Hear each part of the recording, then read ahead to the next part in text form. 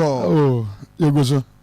Region near Mother Day. Bibia de Nakoim. Fantastic. Bonibiansi. Me Judy. Young Bonibianso. Bibia because in Ghana for meaning passer, you better come up from two sides. Now, by her National Service Authority. Uba, no, me kai. Me do basate projects. Na, I mean, you say National Service for the Nkamojuma say deployment of Mahama deploy omo Amoakohene but na projects bi wo ho ana mo ye kumawu ni other way ana mo ye obeti my update how far near to sing so far so good oko ejwase chedumase ya beto 300 case of 87.9 ya ye dwumaden ene ahemfo ne mpanimfo a ewo ejwase chedumase increase no you say 1,100 acres of land. Hosisia. Ye did you also. In the last season, National Farmers Day, National Service was pencil among the institutions. Also a bomb home modern power. Kumawu Abotrenso also is not of exception. And also a Juma Koso. You started tomatoes, but ensure na yenye but na and also say na easy a pen. Going forward, your plan say you bear sorghum, you bear soya beans and other foodstuffs. The brune sanomani no. A biwa. Last Kumawu, for instance, you more than 1,000 acres of land for only maize. You say yes, send away botuma in more than 4,000 bags of maize. Oh, Sabra make say you the be FD your poultry and you be so Akoma for stock and yes I don't be among public into National Service yeah the bet to me be yes going forward you say maybe na ajepene so mbe yejuma or National Service no omo so ye be mo munya interest in agriculture omayimu ya honde ne ye bibia ye fapem e agric sika ye ko ejuma so ye nyina no about 70% you spending on consumption and this ye kase National Service ye me ye ni Akohene na ye ejuma den na ya augmented the effort of feed Ghana agenda. Minyaso say importation of certain products are import free amanone bana because we have a vast land. And now me know say last week me ga say any University in Sweden Kasubum. University actual memorandum of understanding MOU amai ya study your lawyers a brief a review memorandum of understanding inti asande amake University inti akase afenumi ye beka bom na ya be 500,000 bed ewo King University ye was afenumi na ye gitum on the terms and I believe King University is a state institution, National Service institution, state institution. And to me gidi ye say yensenka ye no e betumi akoso a ye betumi started this project we penimpa then Akoma so pa or pese even though the National Service Management Board Akoma so pa but your papa bit said Johnny Osekofi former Deputy Chief of Staff and the working university on or say you know na or flame my guidelines a bit me afa so e be yi na nti me fa akonya we so na no di chair e papa Johnny Osekofi for the concern and or a senior citizen no what say was sumo man no nti emete na be boa ama man na akon kan bia no e de na koma so nango ponshira no I see international service there so far good so far so no more coso ya buy ya to all the districts in the region 43 districts ya to you who and there will be some every district bia any challenges e kuma I can tell you say ABC the Nekoso at the various districts. I see. And I can tell you districts in so say normal bana districts are ebia and so you be how to apportion those resources to. In the yenim what the districts are doing, yenim the course yenim challenges are the various district officers are facing. Is there a posting there? More GBDR. There are postings. There are postings. David. Oza. There are some actually. It do over national service. They are doing to see the mainstream. University. They are when they are doing to see. You be in November. And when you free one, last month, just last month, you deployed 6,867 nurse for 2014 omotre exams. Lancashire exams amount to me. NMC Lancashire exams amount to me. Yes, I'm receipt them. Sabia make say last month. You put posting si by ya. Oma be validation sabi omo ye. I see. Bembe ya me no work as a teacher for. You know Amoakohene colleges of education. And omo so omo we last year 2025. And omo pins aba. Omo ye and ne a copy Wednesday postings be about. Oh. Yeah. I see. And ne copy Wednesday. Teacher for them. A teacher for them. And ne copy Wednesday. Omo postings be out.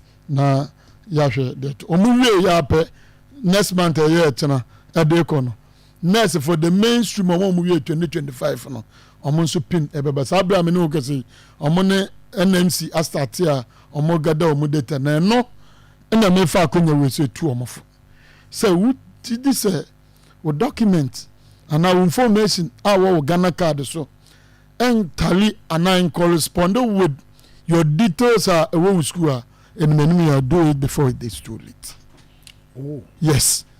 Yeah. With the current system I use, you know, also it's a old system. The new system, you know, say issues can create with details to do with your name, date of birth, and other information. So issue can create before and here now system, you know, into pin baba. To access the PIN will be difficult, and if you are not able to access the PIN, you can't register for national service. So, necessarily, this is the time. We are nursing. We were school last year. We document. Check your Ghana card document. And correspond with your document. With the core school. Send a bear NMC for upload onto national service platform. No so. Enquire say we do know the spelling. Bisi basa, we do know arrangement of your name. BBO, Master Seko, Nako will rectify all your information. Make sure you have a common information. The information on your Ghana card is the same as the information NMC for ever upload at the National Service. And yes, sir, ubet me ababoka after your bagage koye after no your bagage koye. Because you have David Koye Gazetting, all goes with cost. So one person Uber spending not more than 2,000. At the year this changes are Mr. 2,000 Ghana cedis bet me normal baby at the amount. In the message say Uber court no one rectify all your documents, all your information. Even if a letter I will meet it from your name and make sure you do it. Wow. And I answer letter no to do it. Okwakoya affidavit ni sa ne mani nyina na say one koye ni sisi ana omo upload the national service. Oh, okay. Because NMC you can correct it at the school. Oh, okay. Abakura na one go school at this NMC and bet me correct am. Say bana from so national service cannot do anything about it. National service. So this is the right time. This is a delay. Yes, answer a delay because we work with timelines. Into why now with them issues with registration. Also, if I say, what to me, I go through while overcoming all the challenges now why the needful. Send a bear once over national service. Therefore, the director can be a shop pass will be tia. Because who in your shape. Now we drew on out there, my another fresh join. Yana posting crown and an unknown Nsembebre. Now face John Mahuna Mania. Anyway, rich boys, Santiago who or Sheman opposite John. Kroma no he says any pabe jumano. The can say, oh, Yame Baye, Sani, the Kroma. Autobreja says, good morning. Autobreja, or say life. Nema be brave move, Tinyanko Pona near dine. No, Stella Opoku, good morning. Felix Kwakuche, Grandpa, good morning, Grandpa. Or this security man no born a voice no. Onye sure say na ni so da ho. Because when da ho Akoma ubuza ugari ne. Eno sadi na ubuza. Ho sempa o heading. Diodu Samuel or say ewiase nye. Or say wiase pa die. Kofi Anan or say Sajon sa kwan no so kra mo kan street light bi ani so me sure say say fufuo kwan na say fufuo kwan no fe yase de no okay fe yase de no I no kra kwan no so sum papa Onana GH say good morning Sajon me show free asanwa say so champion bi abo ndi wa Samuel Akomanin o say John me jire say we adwuma pa your friend Sam K o brema UDC am show live Kwame Mensa Obi. Okay, Kwame na ubisa menua Isaiah Sem. Unfortunately, me hu message na fe na me hu ha. No se enchi to alubo so sa kwan no mo ye ne den. Okay, ne de no. Blow Dr. Blow down blow. Ono so de ne de aba. Kwame Fosu di free atwoma boko abotan so. O se asemu ye nhwe pa na ye security sam so ye nhwe ne ye because church leaders yi ene ne ma akoso nyina no ye kan say nie Benji Fancy say well good morning Benji de ne de aba o say Rosempa na asi no na ya Lincoln so ewo bosomtwe mamentia bosomtwe MC DC yo Hamid I mate say ne omo be wie o me climax Ghana man no ewo bosomtwe mamentia no pa menua Hamid engineer good morning me chia pa and I feel so more amaka mo message say benyina no ubetuma busa national service bia question bia be so busa o Facebook why ubusa me busa director amount konkomo na yedi ne doso pa director esi nanka Greek de no as a nanka ye free mu but mesa ba ho kakra bi bia 5 minutes na ewi ho ne aties be fufuro na ya hwede ye koso ezi no mo ho no does that mean say tomatoes na okase mo produce bia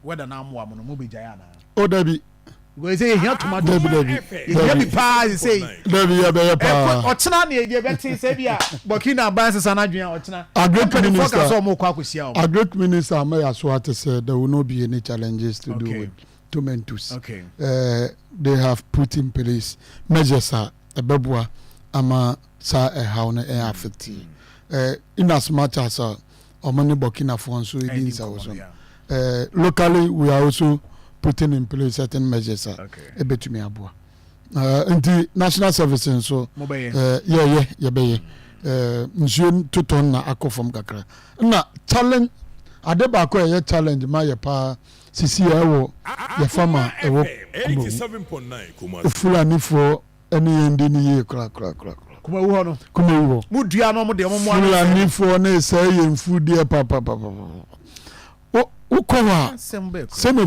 fulani fo de omunne ntwe ni dinsa wo so wo no emwaye you engage all the stakeholders and him for omo ina nso so omenim nso mo free a fan place on be uremo nso mo ntumi mpam nti so obi be wura wasase so a munni eyi bia so obetumi de apam omo ana omayi na de akra na te komo bo ha udi a wo ha na asem na sai asa be sie akoye because get this komo akoye bibio omo haye pa omo haye nti mesere empanimfo ewo se omuma na yen kambo muna yenye emanem tumi emwai. I see. Enti director as a see you know as a posting as em no crowd what can ahead of postings na near maybe to messi samunya network bi ansem bi ade oh yene network challenge bi yene network na you see wo ye director ya wo pe regional organizer di adwuma no mutene ho aye de metiesi enumu no mejina akonya we so na mabo regional minister Akoma FM 87.9 Sir John minimi kakre minimi bebrede but minim say yenya regional ministers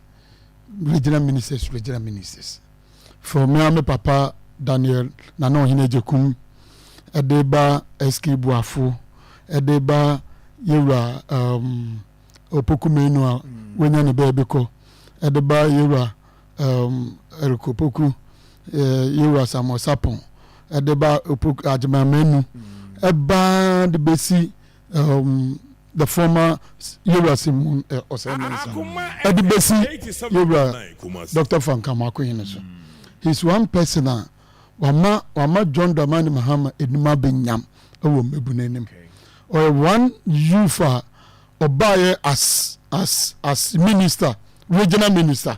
We need what other regional ministers are doing, but Obasantimemwa, you could see say no matter or the innovations and novelties about Asantema. We say Asantema, and now we know what say. Ye kakuwa then what the bekaiku.